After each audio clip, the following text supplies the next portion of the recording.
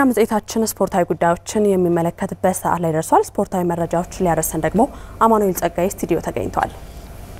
አማኑኤል እንደምን ዋልክ? እንደምን ዋልሽ ቤቲ? ሰላም ነኝ። መቀጠል ትችላለህ። አመሰግናለሁ። እንደምን ዋላችሁ ተመልካቾች፣ የዕለተ ስፖርታዊ ዜናዎችን ወደ እናንተ አደርሳለሁ። የኢትዮጵያ ሴቶች ከ17 ዓመት በታች ብሔራዊ ቡድን ከዓለም ዋንጫ ማጣሪያ ተሰናበተ። ትላንት በሁለተኛ ዙር የመልስ ጨዋታ ከካሜሩናቸው ጋር የተጫወተው ቡድኑ በ1-2 ውጤት ተረቷል። በመጀመሪያው ዙር ካሜሩን ላይ ባደረገው ጨዋታ 5-2 ተሸንፎ የመጣው ብሔራዊ ቡድኑ በድምር ውጤት የ6-2 ሽንፈት ደርሶበታል። አሰልጣኝ ራውዳ አሊ ጨዋታው ከባድ እንደነበር በመግለጽ በጨዋታው የማጥቃት እንቅስቃሴያቸውን ተጋጣሚያቸው መሸፈን መቻሉ ለሽንፈት እንደዳረጋቸው ተናግሯል።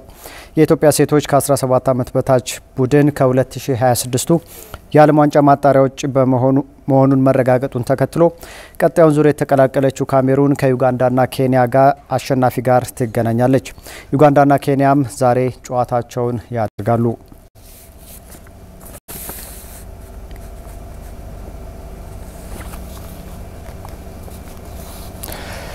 22ኛው የባህል ስፖርቶች ውድድርና 18ኛው የባህል ስፖርቶች ፌስቲቫል በአማራ ክልል አሸናፊነት ተጠናቀቀ።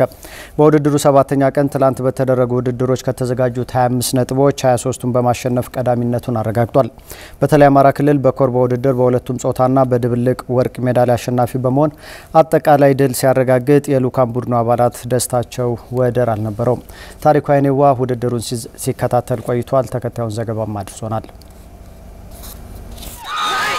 የባህል ስፖርቶች ውድድር በ7ኛ ቀኑ አጠቃላይ አሸናፊውን ለይቷል። ከፍተኛ ፍክክር ታይቶ በማይታወቅ መልኩ ያሳየው የዘንድሮ ውድድር በ7ኛ የውድድር ቀን በተካሄዱ የኩርቦ ውድድሮች አማራ ክልልን ለ20ኛ ጊዜ አጠቃላይ አሸናፊ አድርጎታል። ከ90 በላይ ሉካን ቡድኑን ይዞ ሆሳና በመግባት ሲፎካከር የሰነበተው የአማራ ክልል ማሸነፉን ሲያረጋግጥ የክልሉ ተሳታፊዎች ደስታቸው ወደር የሌለውና በእንባ የታጀበ ነበር።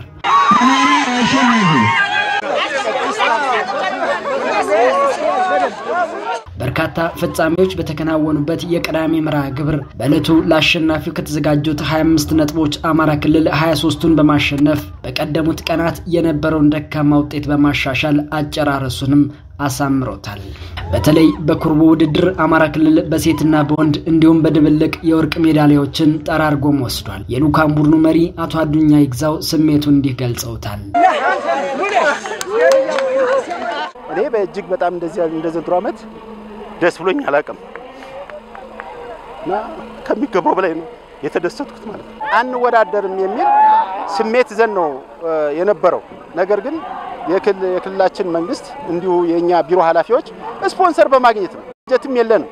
ስፖንሰር በማፈላለግ የቢሮ ኃላፊዎቻችን ዘንድሮም አንቀርም እንወዳደራለን ከብሔር ብሔረሰቦች ከወንድም እህቶቻችን ጋር አብረን መታየት አለብን። ችግርም ቢኖር በችግርም ላይ ሆነን ውጤትም እናመጣለን። ካላመጣንም ወንድምና እህቶቻችን ጋር አብረን ውድድሩን እንሳተፋለን በሚል እሳቤ የቢሮ ኃላፊዎች በመወሰን ነው እዚህ የመጣን። 22ኛው የባህል ስፖርቶች ውድድርና 18ኛው የባህል ፌስቲቫል አማራ ክልል አዲስ አበባና ኦሮሚያ ከፍተኛ ፍክክር ያሳዩበት ሆኗል። በመካከላቸው ያለው የነጥብ ልዩነት ጠባብ መሆኑን ተከትሎም የኩርቦ ውድድርን አጓጊ አድርጎታል።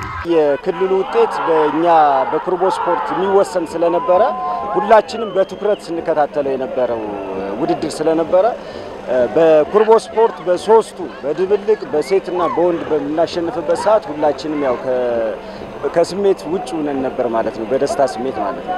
አጠቃላይ ዋንጫ ነው። እኛ ብናሸንፍ እንወስዳለን። አዲስ አበባ ያሸንፍ ስለሚወስድ ይሄ የሞሽረት ነው። በቃ በጀብደኝነት ልክ ውጥር ተያይዘን በከባድ ሁኔታ አሸንፈናል። አቶ አዱኛ በቡድኑ ውስጥ የታየው አልሸነፍ ባይነት ለጋራ ድል አብቅቶናል ነው ያሉት። የባለሙያዎች የፌዴሬሽኑ የአሰልጣኞች እና የተጫዋቾች ተሎ የመቀበል ሚና በቃ በዚህ ጊዜ እንደርሳለን። ልጆቻቸውን ይዘው መጥተዋል። ለአማራ ክልል ሲሉ ልጆቻቸውን ይዘው መጥተዋል።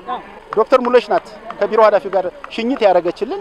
በዛን ጊዜ ቃል ገብቶ ባንዲራ ተቀብሎ ነው የመጣ ሄሉ እንደግመዋለን ብሎ አሁን በዛ አግባብ ነው እየሄደ ያለውና እጅግ በጣም ደስተኛ ነን።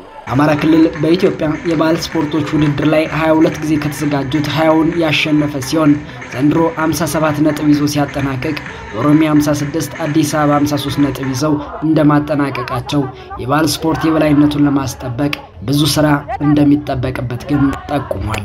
አሁን አዲስ አበባ ህፃናትን ይዟል። የቤት ውስጥ በተለይ ስራ እየሰራ ነው ያለው። እነሱንም ልጆች በየሆቴሉ አስጠግቶ ደሞዝ እየተከፈላቸው የላመተከያ እየተከፈላቸው ወደ የውስጥ ውድድር አለ። የቤት ውስጥ የውስጥ ውድድር ተብሎ ሆቴሎች ይወዳደራሉ። አመቱን በሙሉ ሲወዳደሩ የቆዩ ልጆች ናቸው፣ ህፃናቶች ናቸው። እነሱን እኛም በዚህ መንገድ የሱን ተሞክሮ ወስደን እየሰራን ውጤታማ መሆን አለብን ብለን ነው የምናስበው።